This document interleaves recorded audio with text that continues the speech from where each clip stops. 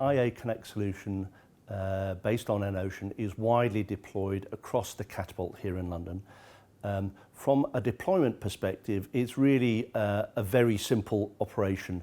You put the sensors wherever they need to go. You do not need to be concerned about cabling and wiring, and actually moving them is very simple as well, and redeploying them, should you move offices, etc. From a building management perspective, it gives us real-time information on how the building is performing, what areas are busy, what areas are not busy, whether there's a hot desk space available or not.